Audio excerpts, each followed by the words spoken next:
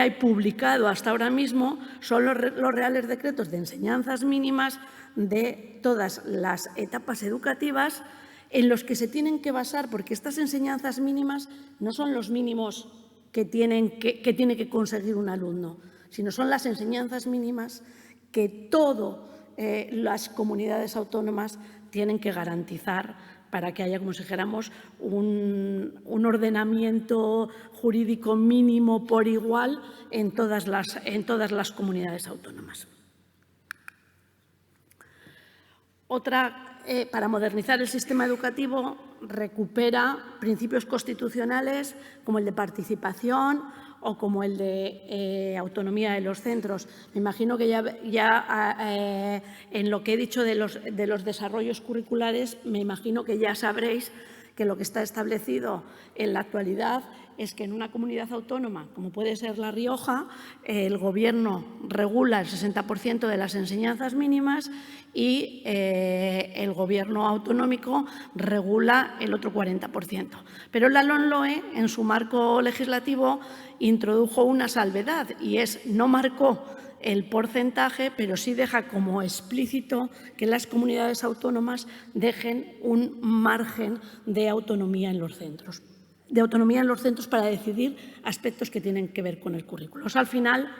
lo que viene a ser, porque esto de los porcentajes, si te pones en porcentajes de saberes, en porcentajes de criterios de evaluación, eso es muy difícil. Al final, los porcentajes lo que se acaban llevando es a las horas de las materias. Por tanto, al final, el Gobierno regula el 60% del horario, las comunidades autónomas el 40%, y de ese 40%, me imagino que en su momento el consejero de La Rioja os explicará qué porcentaje os va a dejar decidir a los centros educativos para que cada uno desarrolle los proyectos, las áreas o las materias que considere que son de interés para su centro y teniendo en cuenta la propia realidad socioeducativa en el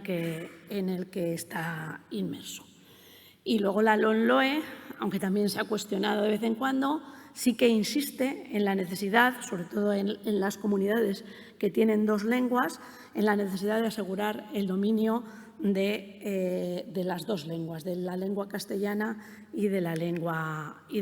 cooficial. ¿Qué cambios se introduce en las diferentes etapas? Pues yo creo que en educación infantil el cambio más sustancial o el cambio más fundamental es que es la primera vez que se recoge, no la primera vez que se recoge el ciclo como etapa plenamente educativa, se insiste en que es un ciclo que está todo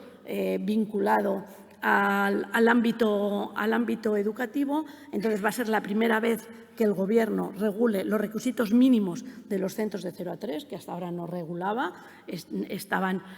o regulados por las comunidades autónomas o, en algunos casos, la regulación viene de cuando estos centros pertenecían a consejerías de bienestar social o derechos sociales. Entonces, ahora va a ser la primera vez que se va a regular.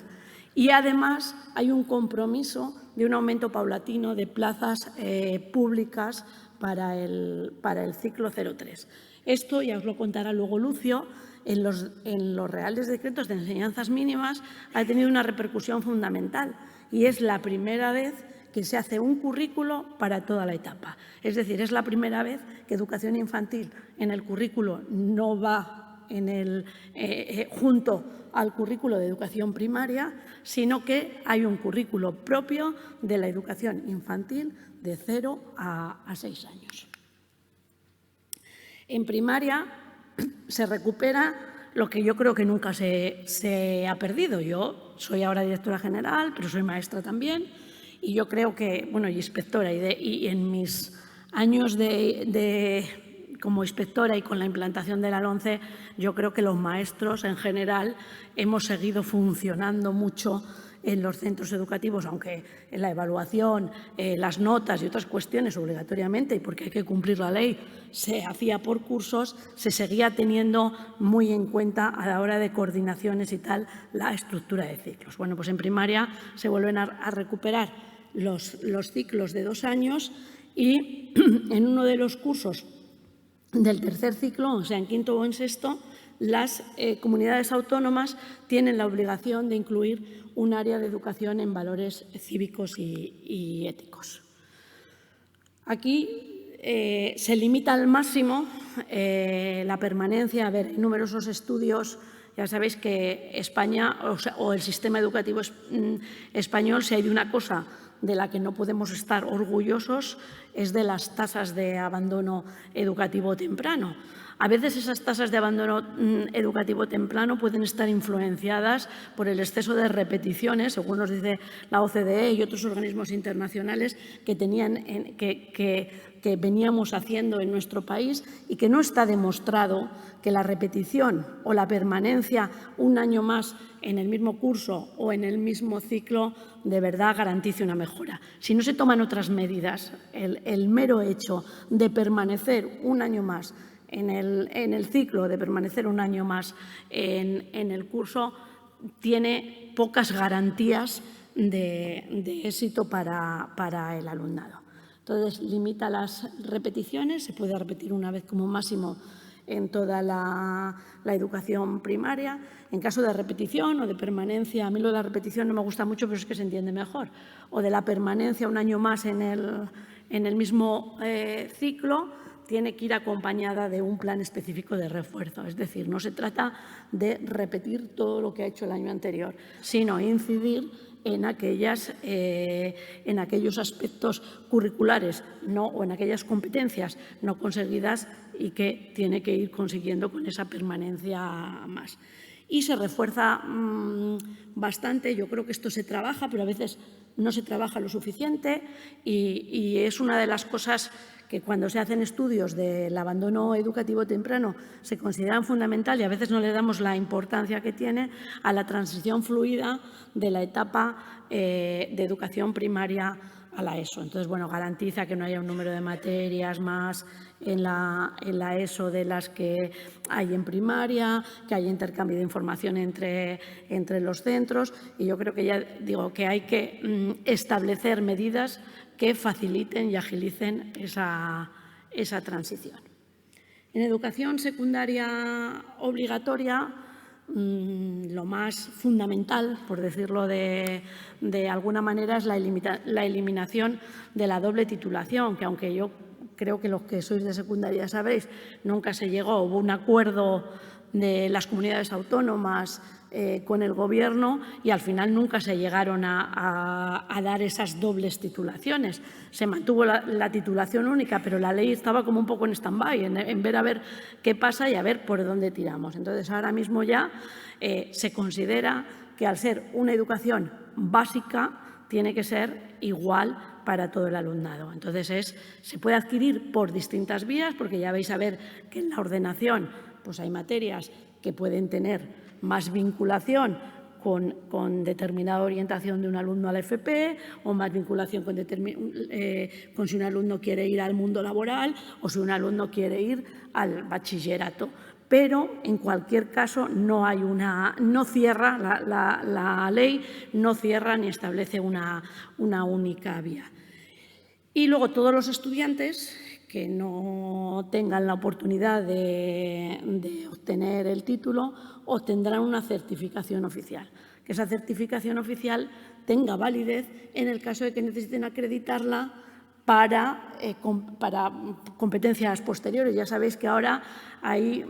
se están mucho acreditando las competencias profesionales. Para acreditar competencias profesionales muchas veces se exige que al menos tengan un mínimo adquirido de competencias, de lo que se llaman competencias comunes o competencias básicas. Bueno, pues a lo mejor con estos certificados se puede agilizar que el alumno pueda por lo menos acreditar que ha conseguido un mínimo de esas competencias comunes. Y se recuperan los programas de diversificación curricular. Mi experiencia y la de bastantes compañeros es que no podemos situar al alumno en un programa específico, como si dijéramos, como eran los PEMAR, en segundo y tercero, y devolverle a cuarto de la ESO sin unas medidas concretas y adecuadas. Eso ha supuesto en muchos casos un fracaso del programa o la implantación por parte de las comunidades de un programa que sustituyera a cuarto de DIVER y que al final permitiera que esos alumnos también terminaran la educación obligatoria cursando cuarto curso por ámbitos. Se establece la educación en valores cívicos y éticos. Aquí igual, aquí no, se tiene que cursar una vez en toda la etapa. Entonces, aquí puede que haya diferencias entre comunidades autónomas, puesto que en unas se cursará en segundo, en otras yo creo que casi nadie, por lo que he oído, casi ninguna comunidad la va a poner en primero de la ESO, pero bueno, que pueden decidir si la ponen en primero, en segundo, en tercero o en cuarto. Y en cuanto al desarrollo curricular, facilita, ya se venía haciendo, pero se ha trabajado mucho más la posibilidad de organizar las materias en ámbitos para facilitar la adquisición de las competencias del perfil de salida, del que luego os va a hablar Lucio, y también permite la posibilidad de que las materias optativas no sean materias como tal, es decir, no tengan que dar una materia concreta, sino que la materia optativa pueda ser se pueda configurar en los centros educativos como un trabajo monográfico, un proyecto interdisciplinar o un proyecto de colaboración con un servicio de la comunidad, con un proyecto de aprendizaje-servicio. Y se mantienen los ciclos formativos de grado básico, pero se regulan las condiciones de obtención del título. Sabéis que hasta ahora, según estaba regulado, pues quedaba un poco al albur del equipo docente que considerara que obtenía el título profesional y el título académico, por decirlo de alguna manera. Y, sin embargo, ahora lo que la LOMLOE recoge es que en el momento en que aprueban los ámbitos comunes y los ámbitos profesionales, obtienen directamente el título de graduado. En cuanto al bachillerato, se establece una nueva modalidad que es de carácter general y para el alumnado, que como yo creo que todos nos hemos encontrado en nuestros centros educativos, que no tiene claro al iniciar el curso por dónde va a ir o que desea obtener un título general.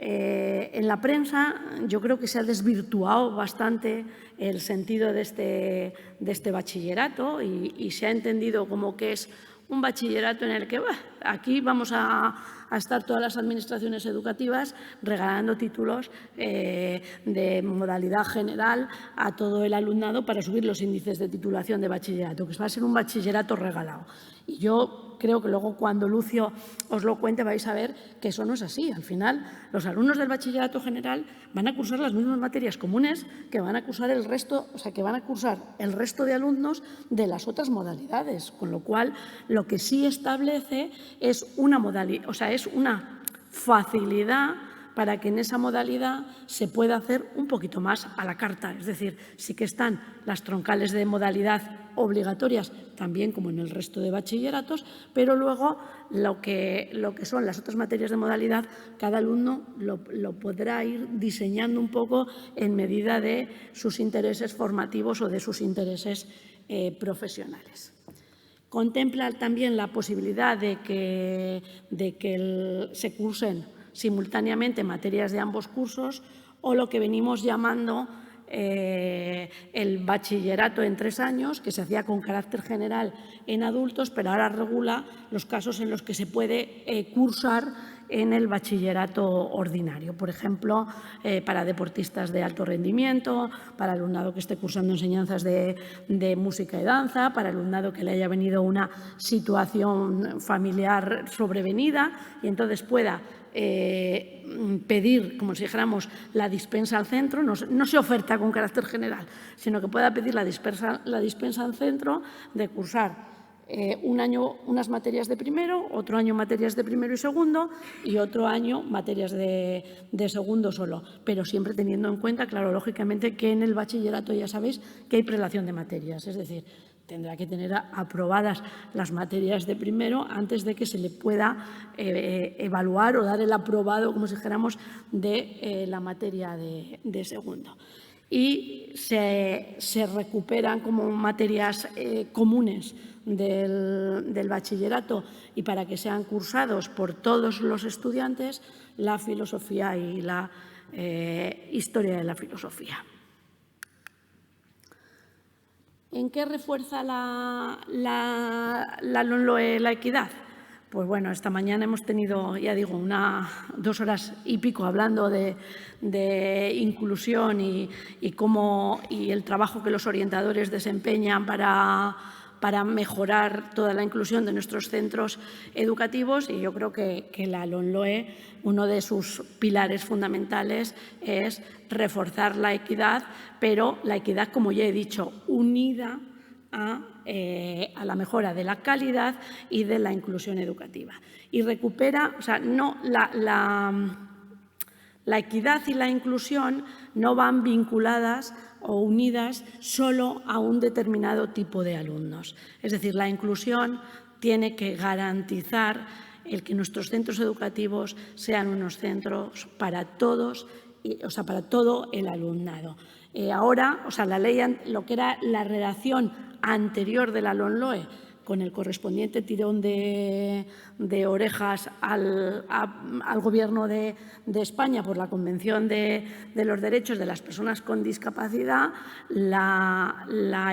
inclusión no tiene que, cuando hablemos de inclusión, no tenemos que referirnos solo al alumnado que presenta alguna discapacidad, sino que a cualquier alumnado que tenga cualquier tipo de vulnerabilidad personal o social que pueda influir en su educación. En cuanto al ataque, no ataca a ningún tipo de centros, es decir, cuando hablamos de equidad en los centros públicos, en los centros concertados, es decir, en todos los centros sostenidos con fondos públicos. Y todos optan, como si dijéramos, dentro del sistema educativo, a cumplir una función social, cada uno en su rama y en su sector, pero la LOMLOE no ataca a ningún tipo de centros. Lo que sí propone es combatir la segregación del alumnado. O sea, eso es un objetivo porque se entiende que por justicia social tenemos que evitar centros segregados y tenemos que tratar de dar a todo el alumnado unas mismas oportunidades. Entonces, eso lo que sí que se limita es en los procesos de escolarización. Los procesos de escolarización no pueden ser facilitadores de procesos segregadores. Entonces, lo que establece, lo que está o se ha venido demostrando, no sé si en La Rioja cómo tenéis la situación, lo que se ha venido demostrando es que las zonas únicas de escolarización al final han venido a reforzar la segregación de los centros educativos. Y, por tanto, la LOMLOE establece como obligatorio el que las administraciones educativas tengan que establecer áreas de escolarización y que esas áreas de escolarización sean similares para los centros públicos que para los centros concertados. Y establece también medidas para que todo el mundo pueda optar a cualquier tipo de centro, establece medidas de cautela en lo que es la gratuidad de la educación obligatoria. Y, por tanto, lo que la ley sí que regula es que no se pueda cobrar ningún tipo de cuota en lo que son las etapas de enseñanza obligatoria, porque eso supondría discriminación a la hora de acceder determinado alumnado a determinados centros. Y luego, me imagino que esto también habréis tenido noticias más por prensa y tal, que rechaza la concesión de conciertos a centros que discriminan a su alumnado por género. Ya veréis que cuando Lucio os hable de los enfoques que tiene en cuenta la LOMLOE y que se han tenido en cuenta para la elaboración del desarrollo curricular, pues lógicamente uno de los pilares básicos es la igualdad de género y la prevención de la violencia de género. Y, por tanto, como si dijéramos, tanto como hombres, mujeres o toda la diversidad que podamos tener, tenemos que convivir y estar juntos en los mismos